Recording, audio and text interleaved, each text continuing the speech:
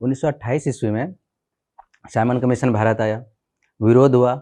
Reason पता है कि उसमें कोई इंडियंस नहीं थे, इसलिए विरोध हुआ था उसका, ठीक है।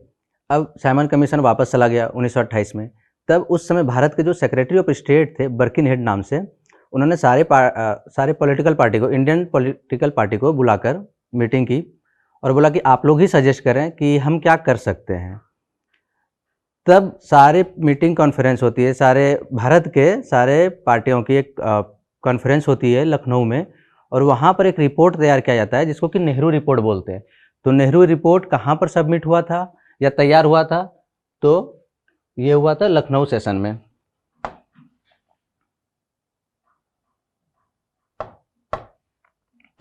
ठीक है, इसमें क्या क्या डिमांड रखी गई थी एक बार बस सुन लेते हैं। एक तो ये हुआ था, इंडियन नेशनल कांग्रेस का लखनऊ अधिवेशन में ये आया था। इसने मांग रखी थी कि भारत को डोमिनियन स्टेटस का दर्जा दिया जाए और कुछ अधिकार दिया जाए। टोटल 19 फंडामेंटल राइट की मांग की गई थी नेहरू रिपोर्ट में। साथ में बोला था कि जो 1909 के पार्लियामेंट्री रिफॉर्म से सेपरेट इलेक्टोरेट मुस्लिम को दिया गया वो ना हो, हाँ इसके बदौलत माइनॉरिटी को रिजर्वेशन दे दिया जाए। तो ठीक है, क्या क्या यहाँ पर था इसके अंदर? एक डोमिनियन स्टेटस, दूसरा फंडामेंटल राइट, फंडामेंटल राइट मूलभूत अधिकार इसको बोलते हैं। टोटल इन्होंने 19 मांग की थी, और सेपरेट इलेक्टोरेट को खत्म कर दिया जाए, ठीक है, और इसके जगह रिजर्वेशन दे दिया जाए मुस्लिम को। ये मांग मानी गई। बट इसके बाद क्या होता है कि मुस्लिम लीग के जो लीडर थे उस समय मोहम्मद अली जिन्ना, उन्हें लगता है कि नहीं, इसमें कुछ चीज़ें हमारी नहीं मांगी गई है।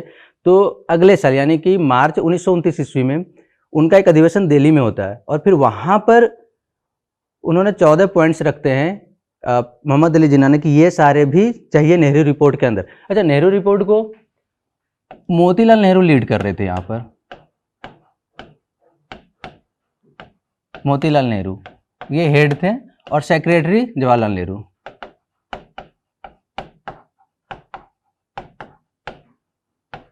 ये सेक्रेटरी थे, ठीक है। हाँ, मोहम्मद अली जिन्ना की जब बात नहीं मानी गई तो उन्होंने दिल्ली अधिवेशन में मुस्लिम लीग का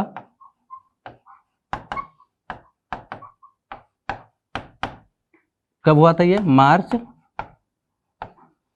1929 में, और यहाँ पर फिर इन्होंने 14 पॉइंट्स रखे थे अपने कि ये बात होनी चाहिए, शामिल होनी चाहिए इस नेहरू रिपोर्ट के अंदर। वो बातें क्या थी? एक ये था कि जो भी कॉन्स्टिट्यूशन बाद में बनेगा तो उसमें कोई भी अमेंडमेंट, कोई भी संशोधन नहीं किया जाएगा बिना राज्यों की भागीदारी से।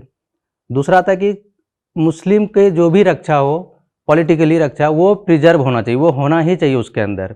और ये बोला था कि जो देश बनेगा, पूरा फेडरल स्ट्रक्चर जो भी देश का बनेगा, उसमें से स्टेट को ज़्यादा पावर मिले। यानी एक होता है ना रेसिड्यूरी पावर, वो स्टेट के पास हो, यानी कि एक लिस्ट होगा सेंट्रल गवर्नमेंट का, एक स्टेट गवर्नमेंट का, और जो सब्जेक्ट कहीं नहीं मेंशन हो वो उसका अधिकार स्टेट के पास चला जाए। यानी कहीं ना कहीं मोहम्मद अली जिन्ना ये चाह रहे थे कि स्टेट को ज़्यादा ऑटोनॉमी मिले। इवन उन्होंने कहा भी था प्रोविंशियल ऑटोनॉमी होनी चाहिए, इस 14 पॉइंट्स के अंदर उन्होंने कहा था। तो वो चाह रहे थे कि एक तो स्टेट को पावरफुल बना दें सेंट्रल के बजाय, और मुस्लिम के जो भी अधिकार हैं, जैसे शुरू से सेपरेट इलेक्टोरेट चल रहा है तो वो भी चलता रहे। तो ये बातें थी, ठीक है।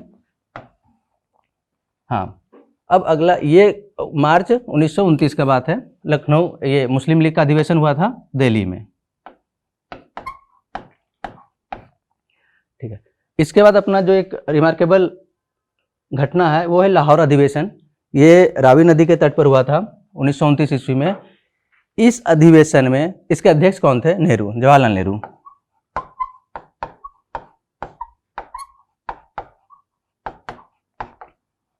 ये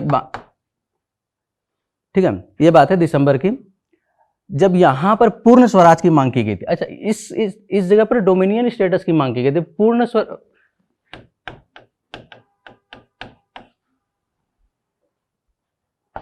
पूर्ण स्वराज की बात यहां पर हुआ था कि अब हमें पूरी तरीके से आज़ादी चाहिए।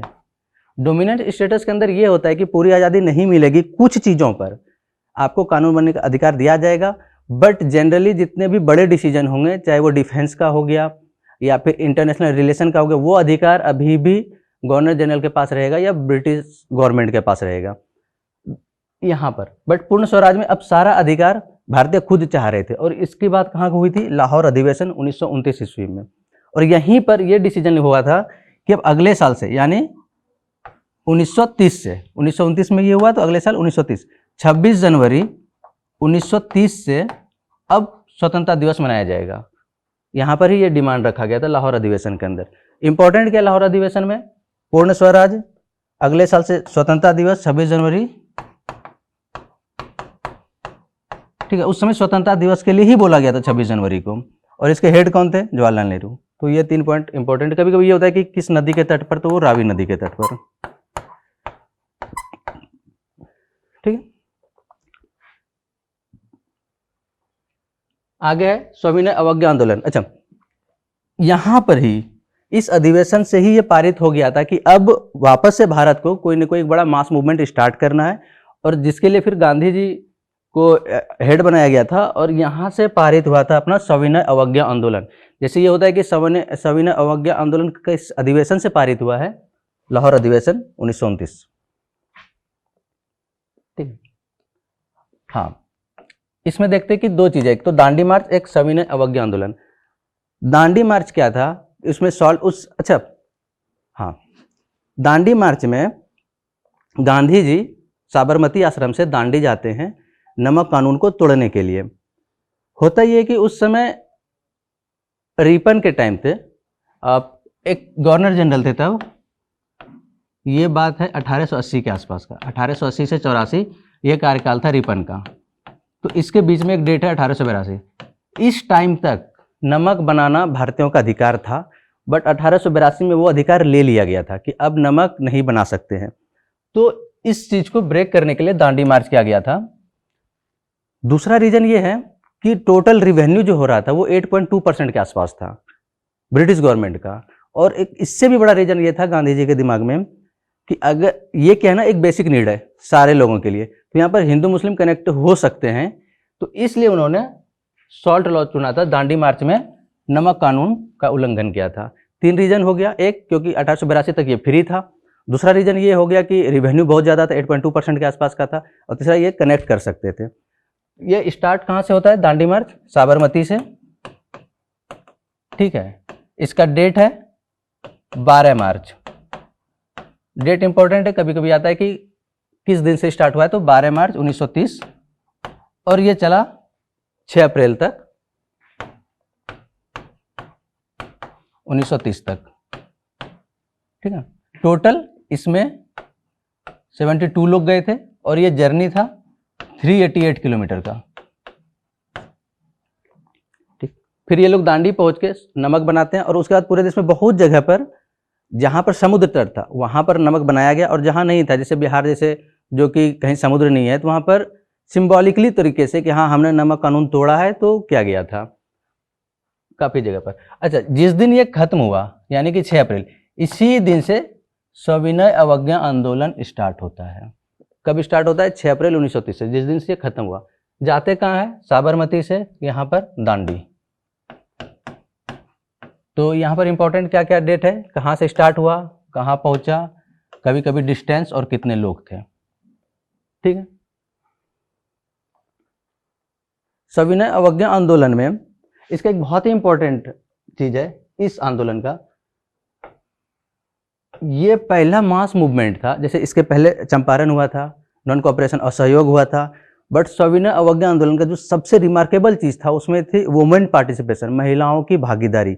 बहुत बड़े पैमाने पर यहाँ पर होता है। कहते हैं कि इससे बड़ा फिर वुमेन पार्टिसिपेशन नहीं हुआ है, न इसके पहले हुआ था कभी। और इस वजह से जो वेस्टर्न मीडिया था, पश्चिमी जगत के जितने भी न्यूज वाले थे, उन्होंने काफ़ी से कवर किया था इस स्टोरी को। तो इम्पोर्टेंट है ये कि एक महिलाएं बड़ी संख्या में यहाँ आए थे, महिलाओं की भागीदारी, और इस वजह से पश्चिमी जगत के मीडिया ने इसे काफ़ी कवर किया था। तो ये डेट के लिए इंपॉर्टेंट नहीं है, बस ठीक है जानकारी के लिए। इसमें क्या किया गया था सविनय अवज्ञा आंदोलन में कि जितने भी शराब के दुकान थे उसके आगे पिकेटिंग करेंगे, यानी वहाँ पर धरना प्रदर्शन करेंगे और गवर्नमेंट के जो भी उसको बाइकआउट करेंगे। ठीक है, इसमें प्रभात फेरी भी निकाली जाती थी, पैम्पलेट बांटे जाते थे और भी काफ़ी कंस्ट्रक्टिव वर्क भी हुए थे इस टाइम पर। अब इसके बाद क्या हुआ, इस यहाँ पर गांधी जी को जेल में डाल दिया गया इस सविनय अवज्ञा आंदोलन के एकदम से स्टार्टिंग में, यानी कि 1930 के आस में या 1930 में ही इसको जेल में डाल दिया गया था। ठीक है, इसके बाद 1931 में अगले साल उस समय के गवर्नर जनरल थे ये इरविन, इनके साथ इनकी मीटिंग होती है और गांधी जी ने कुछ अपना बात रखा था कि ये चीज़ हमारी पूरी होनी। अच्छा, जेल से ये बाहर आए, गांधी जी निकाला गया और फिर यहाँ पर मीटिंग होती है। मीटिंग का एक रीजन ये था कि उस टाइम पर एक गोलमेज सम्मेलन चल रहा था ब्रिटेन में, जिसको राउंड टेबल कॉन्फ्रेंस बोलते हैं। पहला राउंड टेबल कॉन्फ्रेंस हो चुका है 1930 में और वहाँ से कुछ आउटपुट था नहीं, कोई भी सिग्निफिकेंट आउटपुट नहीं था अपने पास। तब अंग्रेजों ने सोचा कि एक बार गांधी जी को बात कर लेते हैं और जो भी डिमांड है उसकी सुन लेते हैं। ठीक है, इसलिए प्रथम गोलमेज सम्मेलन होने के बाद गांधी इरविन समझौता होता है। इस समझौता में हुआ क्या है कि इन्होंने काफ़ी सारी डिमांड रखी थी गांधी जी ने, जैसे कि एक ये कि जितने लोगों को बंदी बनाया गया है इस आंदोलन के दौरान उसे छोड़ दिया जाए। दूसरा डिमांड था कि हमें अधिकार मिले नमक बनाने का। तीसरा, हम धरना दे सकते हैं कहीं पर भी, शराब दुकान पे, चाहे जहाँ पर कि फॉरेन के सामान बिक रहे हैं, कपड़े बिक रहे हैं। और एक और बहुत इंपॉर्टेंट बात ये था इस डिमांड के अंदर कि भगत सिंह को छोड़ दिया जाए, उनके फांसी की सज़ा को हटा के उसे लाइफ इम्प्रिजनमेंट यानी कि आजीवन कारावास में बदल दिया जाए। कुछ लोग कहते हैं कि गांधी जी ने कोशिश नहीं करी थी, ये यहाँ पर बहुत क्लियरली तरीके से उन्होंने मेंशन किया था इरविन के सामने कि ये हमारी डिमांड है। इसमें भगत सिंह का डिमांड काफ़ी प्रायोरिटी पर था। ये बात अलग है कि इरविन ने कुछ डिमांड मानी, कुछ नहीं मानी। जैसे बोला छोड़ देंगे, बट सबको नहीं छोड़ेंगे, जिसने को भी जेल में डाला गया। जो अहिंसक होंगे उन्हें छोड़ दिया जाएगा, बट जो हिंसा किए होंगे उन्हें नहीं छोड़ा जाएगा। आपको अधिकार मिलेगा नमक कानून बनाने का, सही है। आप धरना दे सकते हैं, सही है। भगत सिंह की बात वाली नहीं मानेगी कि भगत सिंह का हम मतलब फांसी की सज़ा नहीं रोकेंगे। और फाइनली उनको फांसी हो जाती है 23 मार्च 1931 को, यानी कि ये समझौता मार्च के पहले का है। तो यहाँ पर क्या क्या था जो गांधी जी चाह रहे थे, एक कि नमक कानून, हमें नमक बनाने की आज़ादी हो। अच्छा, ये नमक बनाने की आज़ादी मिली भी थी, बट ऐसा नहीं था कि बहुत बड़े पैमाने पर, मतलब कि बना के हम बेच नहीं सकते, कमर्शलाइज नहीं कर सकते। जो भी कोस्टल इलाका है भारत का, जैसे अगर ये देखें, ये कोस्टल इलाका जो जैसे यहाँ गुजरात हो गया, मुंबई प्रेसिडेंसी या फिर इधर मद्रास प्रेसिडेंसी थे उस टाइम, तो इस समुद्र तट वाले इलाके में आप नमक बना सकते हैं और अपनी ज़रूरत के लिए बना सकते हैं, बेचने के लिए नहीं। तो नमक बनाने का अधिकार मिल गया था, यहाँ पर नमक बना सकते थे। ठीक है, जो अहिंसक बंदी होंगे उन्हें छोड़ दिया जाएगा। ठीक है, अहिंसक बंदी को रिलीज कर दिया जाएगा। आप धरना का अधिकार मिल चुका था, आप धरना दे सकते हैं। ठीक है, बट जो नहीं माना गया था, जो बात, वो क्या था कि भगत सिंह का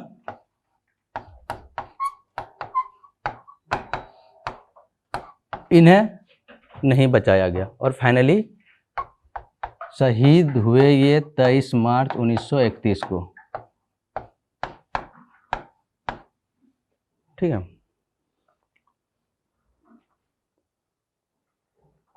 हाँ, गोलमेज सम्मेलन हो रहा था, प्रथम अच्छा, यहाँ पर 3 गोलमेज सम्मेलन होता है, याद करने का बहुत सिंपल है। ये फर्स्ट है, ठीक है, ये हुआ 1930, जो कि गांधी इरविन समझौते के पहले हो चुका है। सेकंड का अगर देखेंगे तो ये 31 और थर्ड 32। बहुत सिंपल है, यहाँ 3 है तो यहाँ 2 है, यहाँ 2 है तो यहाँ 1 है, यहाँ 1 है तो यहाँ 0 है। तो ये डेट याद रखने के लिए है। तब कब हुआ था? हाँ, ये कब हुआ था? गांधी इरविन पैक्ट के पहले। अब जब गांधी इरविन समझौता हो चुका है तो उसके बाद द्वितीय गोलमेज सम्मेलन जब होता है, इस टाइम पर कांग्रेस के पास इनविटेशन भी होता है और कांग्रेस से गांधी जी जाते भी हैं अटेंड करने के लिए। अच्छा, पहले में B.R. अम्बेडकर गए थे, गांधी जी नहीं गए थे, इवन कांग्रेस के कोई नहीं गए थे। B.R. अम्बेडकर तब प्रतिनिधित्व कर रहे थे डिप्रेस्ड लोगों के। ठीक है, B.R. अम्बेडकर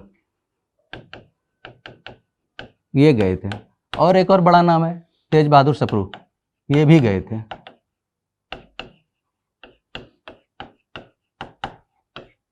ठीक, द्वितीय गोलमेज सम्मेलन में जो बहुत इंपॉर्टेंट है कि गांधी जी ने इन्हें अटेंड किया था, ठीक है। और इनके साथ साथ ये दोनों लोग भी थे, और महिलाओं की तरफ से सरोजिनी नायडू थी यहाँ पर,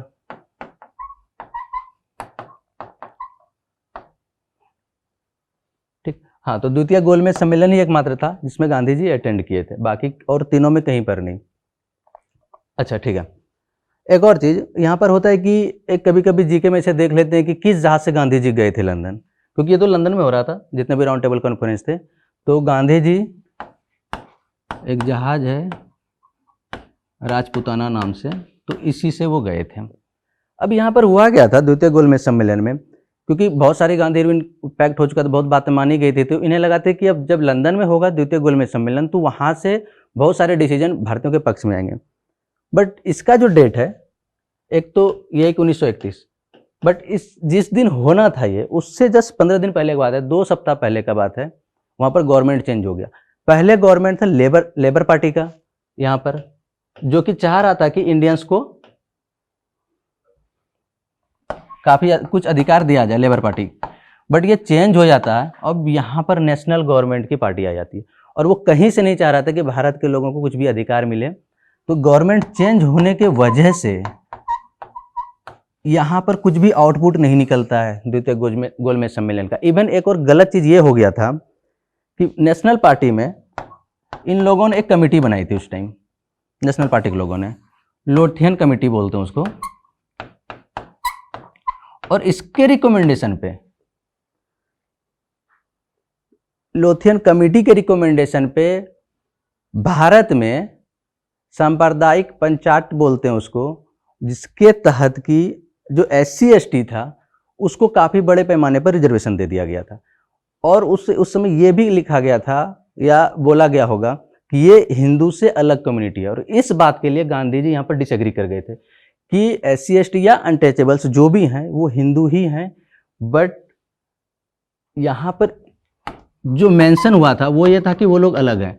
अच्छा, इसके रिकमेंडेशन पर इसको डॉक्टर BR अम्बेडकर एग्री कर रहे थे और गांधी जी डिसएग्री कर रहे थे, और इस वजह से दोनों में एक मतभेद हो जाता है। बट बाद में जाके पूना पैक्ट में ये चीज़ साइन होता है कि नहीं, सब कुछ ठीक है, और सांप्रदायिक जो भी मिला था प्रतिनिधित्व, उसकी संख्या तो नहीं बोल सकते, बट रिजर्वेशन बढ़ाया गया था, 71 से 142 के आसपास कर दिया गया था, ठीक है। तो यहाँ लोथियन कमेटी की वजह से क्या मिला था, कम्युनल अवार्ड।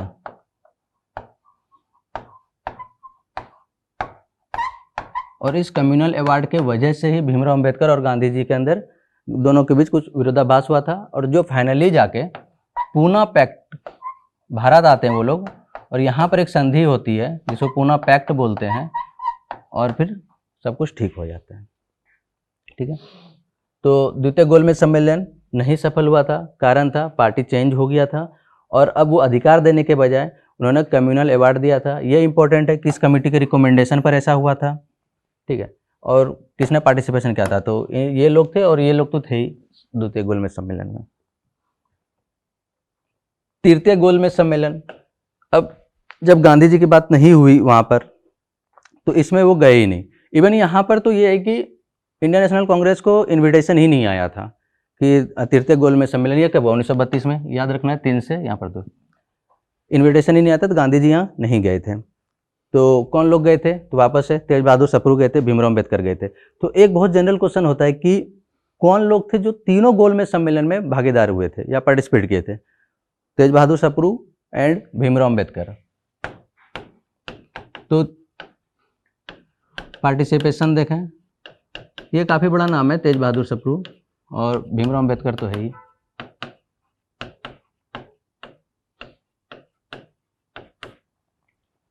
ठीक है, अब ये तृतीय गोलमेज सम्मेलन हुआ, इसके बाद वहाँ के गवर्नमेंट ने एक वाइट पेपर पब्लिश किया। वाइट पेपर क्या होता है कि एक ये चीज़ हुआ हम इस सम्मेलन से, और पब्लिश करता है लोगों के सामने। इवन अभी देखें तो वाइट पेपर भी पब्लिश हुआ था जब निर्मला सीतारमण ने कुछ अपने गवर्नमेंट के लिए, मतलब NDA गवर्नमेंट के लिए पब्लिश किया था, ठीक है। इसके बाद एक तो तीनों गोलमेज सम्मेलन का जो वाइट पेपर आया, प्लस साइमन कमीशन का जो एक रिपोर्ट आया था, उसके पहले, हाँ, उन सबको मिला के यहाँ पर एक आता है गवर्नमेंट ऑफ इंडिया एक्ट। इसमें कौन कौन सी बातें हुई थी? एक तो जो गोलमेज सम्मेलन से अपना आउटपुट था, और एक साइमन कमीशन ने जो रिपोर्ट दिया था। साइमन कमीशन ने क्या क्या, एक तो साइमन कमीशन में ये हुआ था कि इंडियंस ने बात नहीं मानी थी, बट वो अपना रिपोर्ट तो देकर गए थे। तो उस रिपोर्ट में ये मेंशन था कि रिप्रेजेंटेटिव गवर्नमेंट स्टार्ट हो स्टेट के अंदर, राज्यों के अंदर, और साथ में राज्यों में हम लोग जब एक चीज़ देखे थे ना, मॉन्टेग्यू चेम्सफोर्ड रिफॉर्म, जिसमें बोलते थे डायर की, राज के अंदर क्या हुआ था कि दो चीज़ें बनी गई थी, जो कि एक बोलते हैं लेजिस्लेचर के लिए, मतलब कानून बनाने के लिए दो विंग बन गई थी वहाँ पर। एक के पास इंपॉर्टेंट मैटर होता था जो कि बोलते रिजर्व मैटर, और एक के पास लेस इंपॉर्टेंट वाले थे जिसको बोलते ट्रांसफर्ड मैटर। तो इस साइमन कमीशन ने रिपोर्ट किया था कि इन चीज़ को ख़त्म कर दिया जाए, यानी कि जो राज्यों के अंदर हो, जिसको कि प्रोविंस बोलते थे, राज्यों के अंदर ये था, ये आया कहाँ से था? मॉन्टेग्यू चेम्सफोर्ड रिफॉर्म्स, या फिर government of India act 1919, government of India act 1919 से ये आया था। क्या था यहाँ पर? रिजर्व और एक ट्रांसफ़र। ठीक है, ये पहले कवर हुआ था, देख लें। तो रिजर्व में क्या है कि ये इंग्लिश के थे, और ट्रांसफ़र में यहाँ पर इंडियन थे। तो बोले ये जो सिस्टम है ना कि कुछ मैटर पे ये कानून बनाएगा, कुछ मैटर पे ये कानून बनेगा, इसको ख़त्म कर दिया जाए। ये साइमन कमीशन का रिकमेंडेशन था, ये चीज़ खत्म हो जाए, और ये बात माना भी गया था। गवर्नमेंट ऑफ इंडिया एक्ट में बहुत सारा चीज़ था जिसको माना गया था। एक नेहरू रिपोर्ट में भी एक चीज़ कहा गया था कि यहाँ पर अपने देश में एक सुप्रीम कोर्ट हो। गवर्नमेंट ऑफ इंडिया एक्ट के तहत सुप्रीम कोर्ट भी बना था। ये जो सिस्टम था जिसको डायरकी बोलते थे, इसको खत्म कर दिया गया था। ठीक है, और अपने अभी जो राज्यसभा लोकसभा है, जिसको बैक कैमरा लेजिस्लेचर बोलते हैं, वो स्टार्ट किया गया था सेंट्रल गवर्नमेंट के अंदर। ठीक है, सुप्रीम कोर्ट हो गया, बैक कैमरल स्टार्ट हो गया, जिसके अंदर क्या गया हो गया? लोकसभा और राज्यसभा।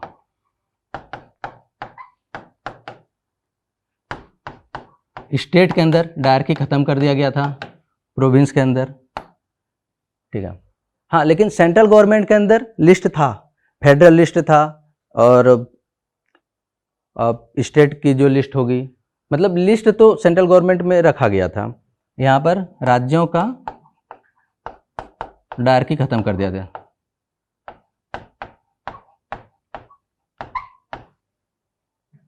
ये खत्म हो गया था। ठीक है, काफ़ी इंपॉर्टेंट है। इवन अपने कॉन्स्टिट्यूशन में गवर्नमेंट ऑफ इंडिया के काफ़ी सारे रिकमेंडेशन को लिया गया है। ठीक,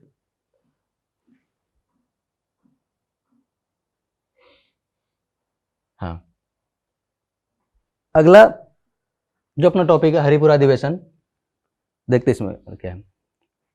सुभाष चंद्र बोस इसके अध्यक्ष थे हरिपुरा अधिवेशन के। ये हुआ कहाँ था? एक तो यही कॉमन जी क्या था कि ये है कहाँ पर? हरिपुरा, गुजरात। इंपॉर्टेंट क्या है इसमें? पहली बार भारत में जो प्लानिंग कमीशन बना था वो सुभाष चंद्र बोस बनाए थे इसी अधिवेशन में, हरिपुरा अधिवेशन में। तो यहाँ से इंपॉर्टेंट एक तो इसका डेट है 1938, दूसरा हरिपुरा है कहाँ पे, तीसरा भारत में पहली बार जो प्लानिंग कमीशन बना है वो यहीं पर बना है। 1938 में ही प्लानिंग कमीशन बनाए थे, वो भी सुभाष चंद्र बोस बनाए थे 1938 में। ठीक है, त्रिपुरी अधिवेशन ये कहाँ पर है? मध्य प्रदेश में। ये थोड़ा ज़्यादा इंपॉर्टेंट है। हुआ क्या था इस टाइम पर? सुभाष चंद्र बोस अध्यक्ष थे, यहाँ पर भी, यहाँ पर भी, और वो चाह रहे थे कि एक बड़ा मास मूवमेंट स्टार्ट हो, बट बहुत सारे लोग नहीं चाह रहे थे। कांग्रेस के बड़े नेता, जिसमें महात्मा गांधी, सरदार वल्लभ भाई पटेल, जेबी कृपलानी, ये लोग नहीं चाह रहे थे कोई बड़ा मास मूवमेंट हो, बट नेताजी चाह रहे थे। यानी कि एक तरफ इस अधिवेशन में कुछ ना कुछ फ्रिक्शन आ चुका था, एक तरफ बोस और दूसरे तरफ गांधी जी, पटेल, वल्लभ भाई पटेल, जेबी कृपलानी, ये सब एक तरफ। बात क्या था कि मास मूवमेंट बड़े पैमाने पर हो कि नहीं हो। बाद में क्या होता है, यहाँ पर वोटिंग होती है और नेताजी जीत जाते हैं। वोटिंग एक और बात के लिए थी कि इस सेशन में आईएनसी का अध्यक्ष कौन बनेगा, इंडियन नेशनल कांग्रेस का अध्यक्ष कौन बनेगा। तो गांधी जी बोल रहे थे कि मेरे तरफ से जो नॉमिनेटेड मेंबर हैं या हम जिसको आगे बढ़ा रहे हैं वो है पट्टाभी सीतारमैया।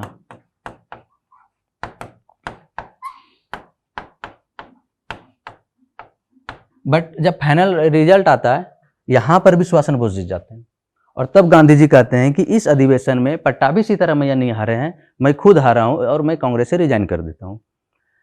तब फिर फोर्सफुली सुभाष चंद्र बोस को यहां से नीचे किया गया, यानी कि हटा दिया गया। कांग्रेस के इस अधिवेशन को अध्यक्ष नहीं रहेंगे। ये बात है 1939 की। और इसी के बाद, इसी घटना के बाद नेताजी ने कांग्रेस से रिजाइन कर दिया और तब जाके बनाया फॉरवर्ड ब्लॉक।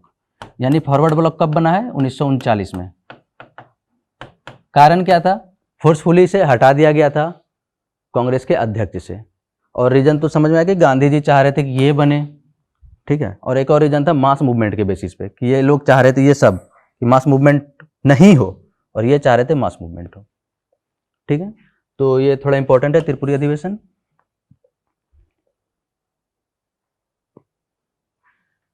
उन्नीस 1939 में वर्ल्ड लेवल पर देखा था बहुत ही बड़ा चेंज हुआ था। चेंज मतलब एक बहुत बड़ा घटना था जब जर्मनी के तानाशाह जो हिटलर थे, नाजी, उन्होंने पोलैंड पर आक्रमण कर दिया था और फिर वहां से वर्ल्ड वार की स्टार्ट हो जाती है 1939 से 1945 में, फिर ये खत्म होता है, ठीक है। तो सेकेंड वर्ल्ड वार स्टार्ट हो गया। अच्छा, अब सेकेंड वर्ल्ड वार में जर्मनी, जापान या तुर्की ये सब एक तरफ, और दूसरी तरफ यूएसए, रसिया, यूके। तो जो कॉलोनी थी यूके के पास, उसके एक सबसे बड़ी कॉलोनी तो इंडिया ही थी। तो अगस्त ऑफर होता क्या है कि इस टाइम पर वर्ल्ड वार तो चल ही रहा है 1940 में, वो लोग चाह रहे थे कि हमें सपोर्ट करे भारतीय, और उसके सपोर्ट मतलब उसका सपोर्ट पाने के लिए उन्होंने एक ऑफर रखा था जिसको अगस्त ऑफर बोलते हैं। ये अगस्त 1940 में आया था, इस वजह से अगस्त ऑफर बोलते हैं। और इन्होंने क्या क्या ऑफर किया था एक बार देखते हैं। ऑफर ये क्या था कि जब नेहरू रिपोर्ट में डोमिनियन स्टेटस मांगा गया था 1928 में, ये बोला था हाँ हम डोमिनियन स्टेटस देंगे इंडिया को, यानी इस ऑफर में बोला गया डोमिनियन स्टेटस देंगे, ठीक है। लेकिन एक और चीज ध्यान हो कि 1929 के लाहौर अधिवेशन में अब ये लोग डोमिनियन स्टेटस नहीं मांग रहे थे इंडियंस, वो पूर्ण स्वराज की बात कर रहे थे। तो उन्होंने कहा पूर्ण स्वराज तो नहीं देंगे, डोमिनियन स्टेटस देंगे, ठीक। यानी कि आपके पास कुछ चीजें होगी जिस पर आप कानून बना सकते हैं, बट ओवरऑल पावरफुल तो अभी भी ब्रिटिश पार्लियामेंट रहेगी भारतीयों के लिए, ठीक है। और इस ऑफर में कहा गया था कि यहीं पर कहा गया था कि कॉन्स्टिट्यूशनल असेंबली बनेगी, यानी कि आप जो संविधान बनाएंगे उसके लिए आप असेंबली बना सकते हैं। ये अगस्त ऑफर में कहा गया था।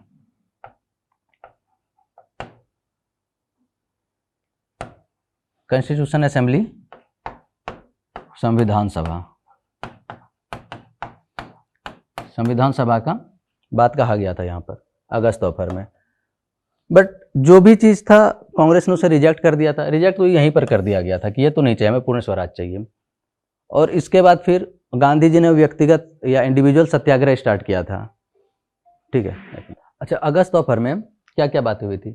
डोमिनियन स्टेटस हम देंगे, संविधान सभा बनाए, और एक और चीज़ था कि वायसराय की जो काउंसिल होती थी ना, एग्जीक्यूटिव काउंसिल, जहाँ से कि फाइनल डिसीजन होता था, उसके अंदर इंडियंस भी थे, ब्रिटिश भी थे।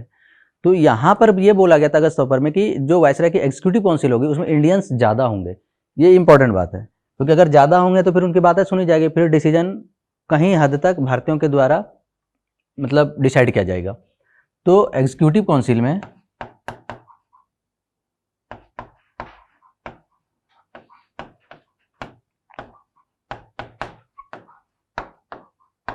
इंडियंस ज़्यादा होंगे ब्रिटिश से, ठीक है। I for Indians, B for British, executive council में अगस्त ऑफर में। बट ये बात कांग्रेस ने रिजेक्ट कर दिया। रिजेक्ट तो इसी आधार पर कर दिया था, ठीक है। इसके बाद गांधी जी व्यक्तिगत सत्याग्रह स्टार्ट किए थे। इसमें यह था कि आदमी मतलब गांधी जी ये शो कर रहे थे ब्रिटिश के सामने कि कोई भी इंडियंस इस बात के लिए राजी नहीं है कि आप उसको जबरदस्ती युद्ध में लेकर जाएं, ठीक है। एक ये, दूसरा ये था 1940 ईस्वी में एक कानून था डिफेंस ऑफ इंडिया एक्ट के नाम से, जिसके तहत भारतीयों के ऊपर पाबंदी लगा दी गई थी कि उसको मतलब राइट टू स्पीच एक्सप्रेशन नहीं था, मतलब कि बोलने की आज़ादी नहीं दी गई थी। अच्छा, अभी अपने संविधान में right to speech and expression article 19 के अंदर है।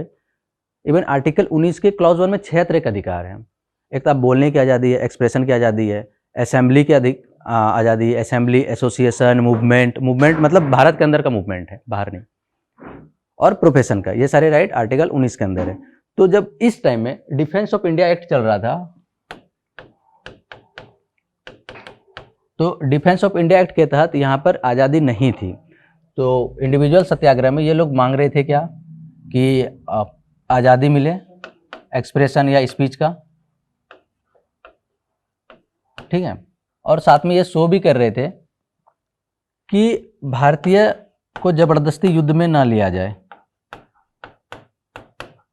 भारतीयों को युद्ध में ना लिया जाए, युद्ध सेकंड वर्ल्ड वार में।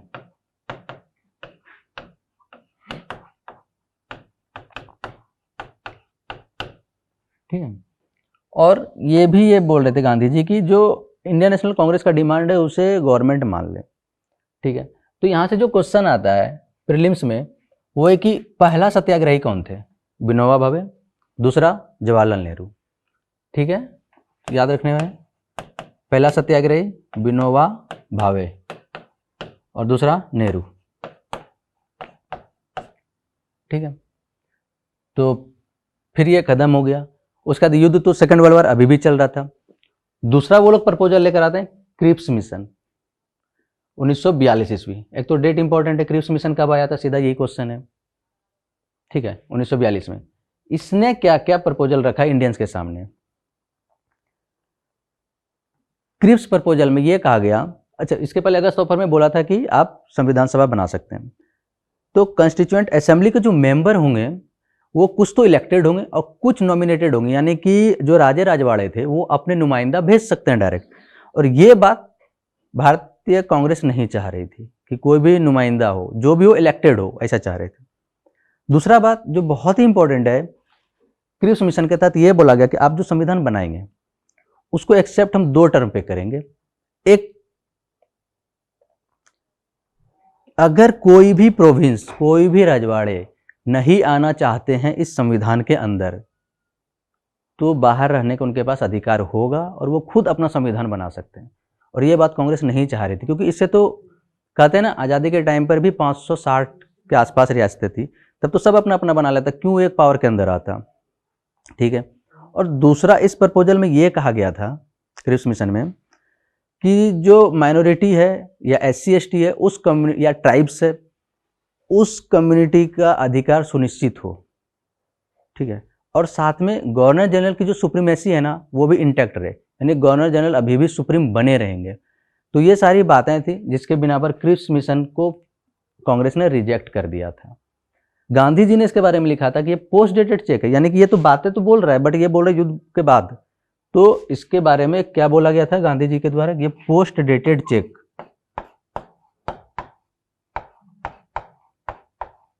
बहुत बार ये क्वेश्चन आता है कि बहुत सारा मिशन लिखा रहेगा, जैसे अगस्त ऑफर है, क्रिप्स मिशन है, तो किसे बोला गया था पोस्ट डेटेड चेक, इससे। ठीक है, इसके अंदर इंपॉर्टेंट बात क्या था कि कॉन्स्टिट्यूएंट असेंबली, संविधान सभा के कुछ मेंबर नॉमिनेटेड होंगे। संविधान सभा में 2 तरह के मेंबर होंगे, एक जो डायरेक्ट इलेक्शन से आएगा, एक कहाँ से आएगा, इलेक्शन से, और एक नॉमिनेशन से। नॉमिनेशन कौन करेगा, भारत के उस समय के जो भी राज्य के रजवाड़े थे, नॉमिनेटेड। ठीक है, एक था कि संविधान को एक्सेप्ट किया जाएगा जहां पर 2 चीजें होनी चाहिए। एक तो ये कि कोई भी प्रोविंस अगर ना जुटना चाहे तो ना जुटे इस पे, यानी कि राज्यों की ऑटोनॉमी होगी, यहाँ पर राज्यों की स्वतंत्रता, जुटना चाहे तो ठीक, नहीं जुटना चाहे तो ठीक। और दूसरा जो माइनॉरिटी है या फिर SC ST है,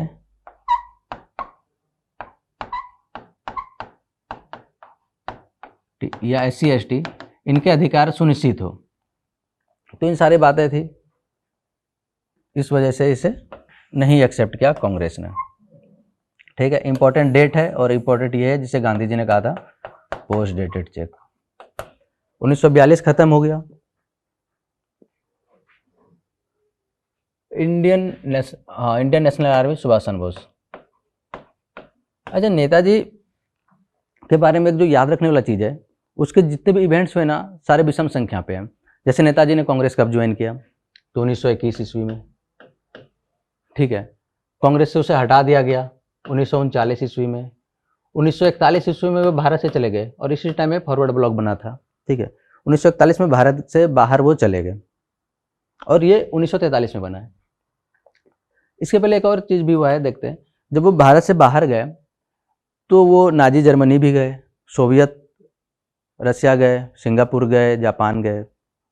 जर्मनी में उन्होंने इंडियन लीजन के नाम से हुआ क्या कि जब वो जर्मनी गए थे तो वहाँ पर बहुत सारे युद्धबंदी भी थे, युद्ध तो चल रहा था, युद्धबंदी थे इंडियंस, कुछ स्टूडेंट भी थे। तो जर्मनी में उन लोगों से उन्होंने बात की, मिले, और जितने भी लोग थे सबको मिला के एक सैन्य टुकड़ा बनाया था जिसे कि फ्री इंडियन लीजन बोलते हैं। तो कब बना, कहाँ बना था, जर्मनी में, ठीक है।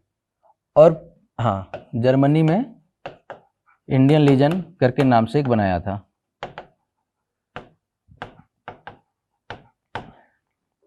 यहाँ से फिर वो चले जाते हैं सिंगापुर, जहाँ पर कि इंडियन नेशनल आर्मी का फाउंड करते हैं।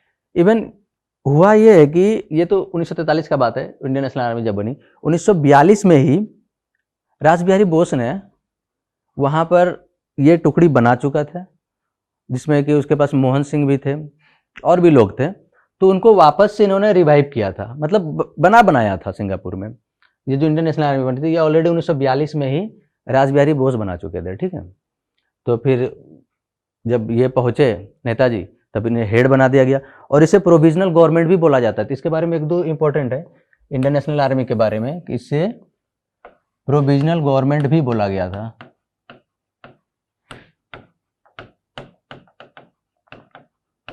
ठीक है। और इन्होंने कहाँ कहाँ पर युद्ध किया था, जब आप भारत का नक्शा देखेंगे ना, ये वाला इलाका, ठीक है। तो नागालैंड में कोहिमा पर अटैक हुआ था।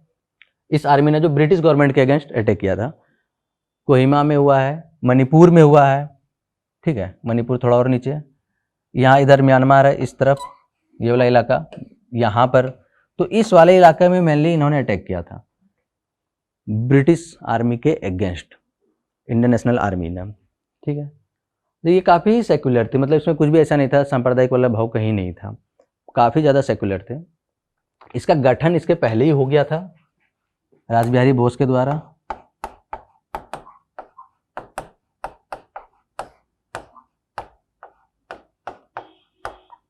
ठीक है। अपनी कहानी को आगे बढ़ाते हुए 1943 का इंडियन नेशनल आर्मी जो सुभाष चंद्र बोस ने बनाया था, उसने कहाँ पर मूवमेंट किया था वो हम लोग देख चुके हैं।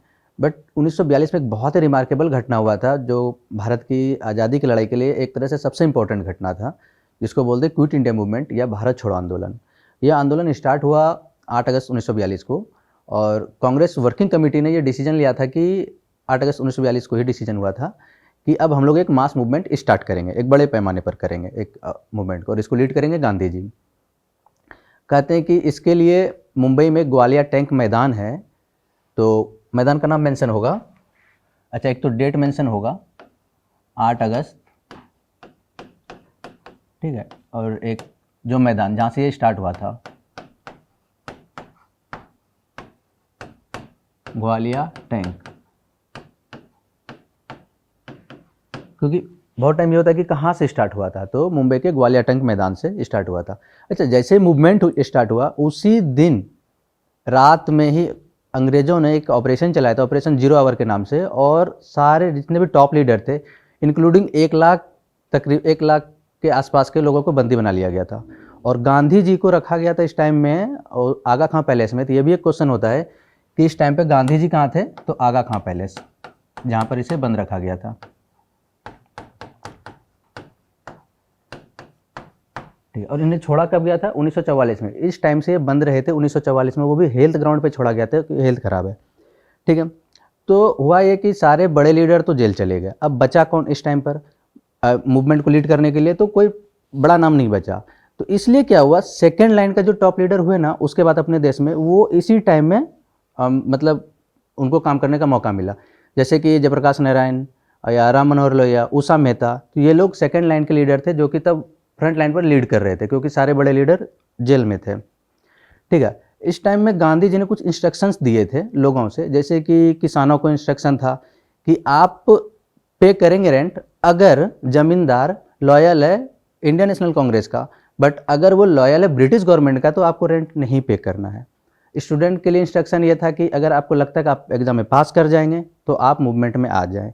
इसी तरीके से सोल्जर्स के लिए ताकि आप फायरिंग ना करें, जो भी सत्याग्रही है या जो भी मूवमेंट में इंडियंस पार्टिसिपेट करें उसको गोली ना चलाएं।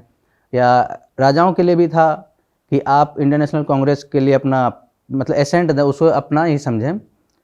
और मतलब ऐसे डिफरेंट सोसाइटी में जो लोग थे सबके लिए कुछ ना कुछ इंस्ट्रक्शन हुआ था। अच्छा, ये मूवमेंट जो चलता है ना, 3 फेज में मूवमेंट चला है ये।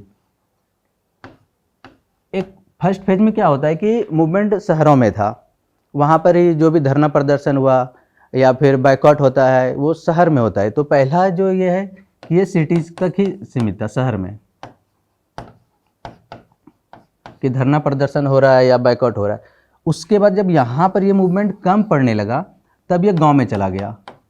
और गांव में फिर मेन चीज़ क्या होता था कि जो कम्युनिकेशन सिस्टम है कि उसको जैसे उस समय रेडियो के लिए कुछ टावर होगा या फिर पोस्ट के लिए कुछ इंडियन पोस्ट के लिए जो भी मतलब बोल सकते हैं कि पोस्ट ऑफिस होगा उसको तोड़ देना है या पुल है उसको गिरा देना है।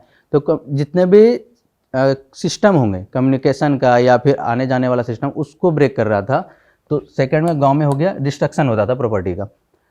तीसरे लेवल पर देखते हैं तो कुछ जगह पे पैरेलल गवर्नमेंट स्टार्ट हो गया था, जैसे सतारा और बलिया में। ठीक है, तो तीसरे में क्या बोलते हैं कि पैरेलल गवर्नमेंट। जगह इसमें इंपॉर्टेंट है, कहाँ पर हुआ था, तो बहुत टाइम ये आता है एग्जाम में कि सतारा, ठीक है, और बलिया। तो पूरे भारत छोड़ो आंदोलन का इंपॉर्टेंट पॉइंट कहाँ से स्टार्ट हुआ, डेट इंपॉर्टेंट है। ठीक है, गांधी जी को कहाँ पर बंद रखा गया था, इस मैदान का नाम, 3 फेज में मूवमेंट स्टार्ट हुआ और जो इंस्ट्रक्शन है तो जो आपने सुना। अगला इंपॉर्टेंट है शिमला समझौता। शिमला समझौता में ये था कि उस समय के गवर्नर जनरल थे वावेल, और यहाँ पे वावेल ने सारे लोगों को बुलाया था, यानी कि कांग्रेस के जो प्रतिनिधि हैं और जो मुस्लिम लीग के प्रतिनिधि हैं और भी जो भी डिफरेंट सेक्शंस के प्रतिनिधि, सबको बुलाया गया था ताकि एक बात एक जगह पर एक पॉइंट आउट किया जा सके कि ठीक है ये मैटर चलेगा आगे देश में या ऐसा कॉन्स्टिट्यूशन के लिए या जो भी चीज़ था। तो बट ये हुआ ही नहीं। इसका रीज़न ये था कि इस टाइम पर कांग्रेस ने जाकिर हुसैन को प्रतिनिधि बनाया था, मतलब टोटल बहुत सारे प्रतिनिधि, उसमें एक जाकिर हुसैन भी थे। और मुस्लिम लीग ये बोल रहा था कि चूँकि हम एक सोल रिप्रेजेंट, मतलब सिर्फ हम ही हैं जो मुसलमानों को रिप्रेजेंट करेंगे, तो कांग्रेस की तरफ से कोई भी मुस्लिम नहीं होना चाहिए। सिर्फ इस बात पे दोनों में तकरार हुआ और ये प्लान हुआ ही नहीं कभी एग्जीक्यूट। इसमें वैसे गांधी जी, मोहम्मद अली जिन्ना, सारे लोगों को यहाँ पर बुलाया गया था। तो किस बात पर ये नहीं एग्जीक्यूट हो सका, क्योंकि मुस्लिम लीग चाहती थी कि वो सिर्फ और सिर्फ मुसलमानों का प्रतिनिधित्व करे और कोई भी मुस्लिम दूसरे ग्रुप से ना हो सके। ठीक है, तो इतना तो नहीं आता, बट शिमला समझौता 1945 और गवर्नर ये नाम आता है कि वावेल था। ठीक है, इसमें आगे इंडियन नेवी विद्रोह, ये होता है बुचर आइलैंड पे मुंबई के अंदर। इसमें क्या हुआ था कि वहाँ के नेवी ने विद्रोह कर दिया था वो अंग्रेजों के खिलाफ, और इसे काफ़ी सपोर्ट भी मिला था, मतलब लोकल्स का बहुत सपोर्ट मिला था। हाँ, इंडियन नेशनल कांग्रेस ने या मुस्लिम लीग ने इसे सपोर्ट नहीं किया था, बट इसके अलावा इंडियन नेवी विद्रोह को हर किसी ने सपोर्ट किया था, खास करके कॉमन आदमी ने बहुत सपोर्ट किया था। और ये कहाँ से, मतलब इनको एक तरह से बोलते हैं ना मोटिवेशन, तो इनको मोटिवेशन जो मिला था वो सुभाष चंद्र बोस की इंडियन नेशनल आर्मी के जो भी उन्होंने काम किए थे उससे इसको मोटिवेशन मिला था।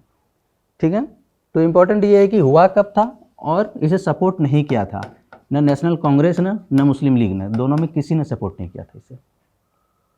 ठीक है, अब ये बहुत इंपॉर्टेंट है, माउंटबेटन प्लान हुआ क्या उस टाइम में।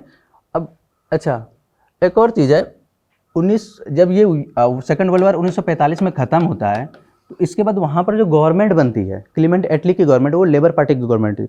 और लेबर पार्टी की जब भी गवर्नमेंट बनी है लंदन के अंदर, यानी ब्रिटिश गवर्नमेंट, तो हमेशा चाहती थी कि इंडिया में एक गवर्नमेंट ठीक ठाक हो और ऐसे ऑटोक्रेटिक ना हो, मतलब कि बहुत ज़्यादा दमनकारी गवर्नमेंट ना हो।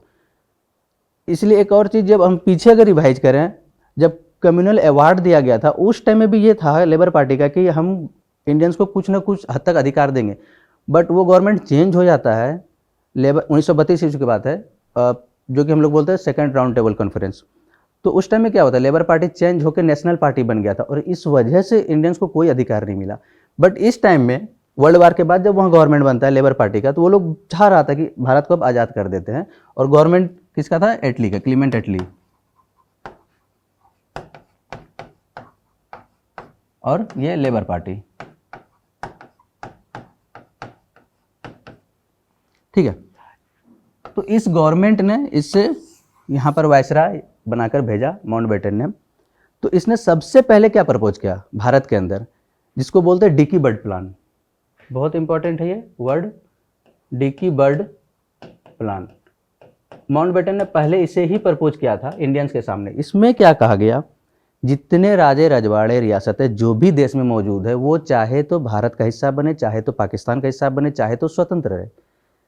तो इसे बहुत ज़्यादा ऑब्जेक्शन लगाया गया। बिन नेहरू ने कहा कि अगर ऐसा होगा तो फिर पूरा देश तो अलग अलग ही होगा, फिर पूरा देश बनेगा ही नहीं, क्योंकि सारे रजवाड़े अलग रहेंगे, ठीक है। इसको बाल्कन प्लान भी बोलते हैं। इसमें क्या था कि जितने भी राजे हैं वो सब अपना अपना सेपरेट रहेगा। आईएनसी ने, इंडियन नेशनल कांग्रेस ने इसको बहुत अपोज किया और फिर ये कभी हुआ ही नहीं। ये है मई की बात। इसके बाद वापस से इन्होंने माउंटबेटन प्लान जो जून में आया था, अच्छा ये प्लान है मई का, ठीक है। जून में इन्होंने फिर अपने आप को रिफाइन किया और बहुत सारे बातें बताई, जिससे कि बाद में बोलते कि इंडियन इंडिपेंडेंस एक्ट के नाम से ब्रिटिश पार्लियामेंट में पास होता है, जिसे कि रॉयल एसेंट भी मिल जाता है फिर आगे जाके जुलाई के आसपास, 18 जुलाई में, और फिर भारत का विभाजन और आज़ादी दोनों होता है। तो इन्होंने जून में जो था उसमें क्या क्या प्रपोजल था उसको देख लेते हैं। जो प्रपोजल था वही इंडियन इंडिपेंडेंस एक्ट बनता है, तो इसी को देख लेते हैं। यहाँ था कि 2 देश बनेगा, एक तो इंडिया हो जाएगा और एक पाकिस्तान हो जाएगा, ठीक है। कुछ जगह पे चुना हुआ था, रेफरेंडम हुआ था, जैसे सिंध में, तो सिंध के पास चॉइस था कि वो भारत में मिले या पाकिस्तान में, तो सिंध ने पाकिस्तान को एक्सेप्ट किया था। एक और जगह जिसको बोलते हैं कि नॉर्थ वेस्ट फ्रंटियर, यानी ये वो वाला इलाका है जो पाकिस्तान अफगानिस्तान वाले बॉर्डर का है, जहां पर कि खान अब्दुल गफ्फार खान थे। यहाँ पर रेफरेंडम हुआ था, यानी चुना हुआ था, और इन लोगों ने कहा था कि हम पाकिस्तान में मिलेंगे, जिसका कि गफ्फार खान ने बहुत ज़्यादा विरोध किया था, ठीक है। तो ये लोग भी यहाँ पर चले गए। बाकी भारत के अंदर जो रियासत थी, भारत के अंदर मतलब अगर भारत का नक्शा बनाए,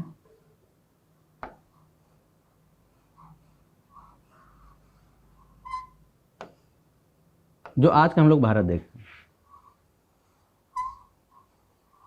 तो इसके अंदर जो लोग थे, इसमें से अधिकांश भारत के अंदर आ गए, ठीक है। जम्मू कश्मीर को अपना इंडिपेंडेंस दिया गया था कि ये स्वतंत्र रहेगा, ठीक है।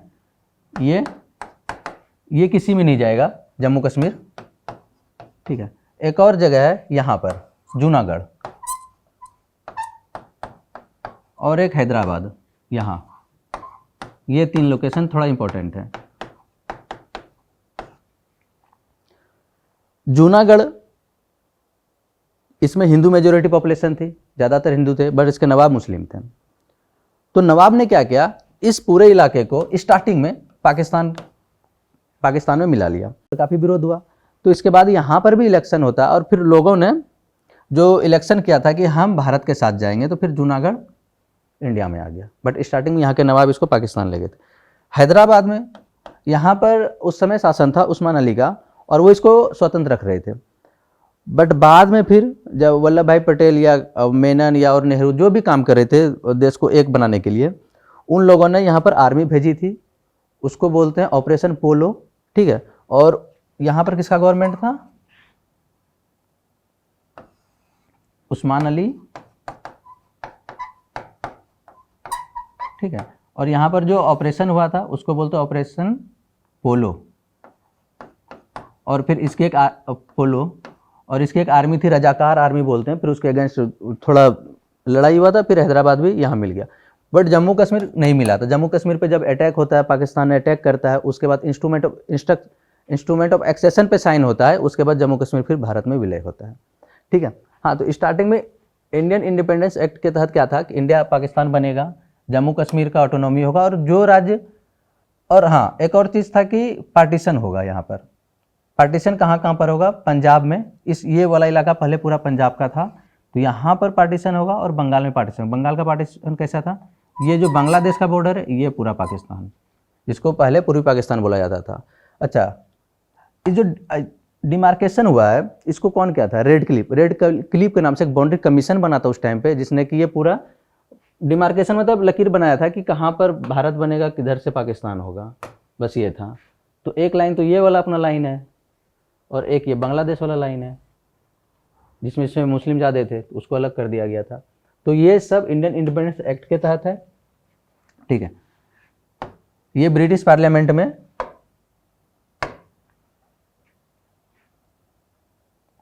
18 जुलाई को इसे मतलब कि वहाँ के जो एसेंट मिल जाता है राजा के द्वारा। ठीक है। 18 जुलाई को ये पारित हो जाता है, और ये जून में ऐसे प्रपोज होता है पार्लियामेंट के अंदर। ठीक है। जब ये पारित हो जाता है, फिर इसके बाद भारत को आज़ादी मिलती है। लेकिन इसके पहले एक और चीज़ है कि बाउंड्री कमीशन बनता है। बाउंड्री कमीशन जो ये निशान लगाएगा कि किधर से भारत और किधर पाकिस्तान बनेगा। तो उसका हेड कौन था? Red Cliff. ठीक है, बाउंड्री कमीशन का।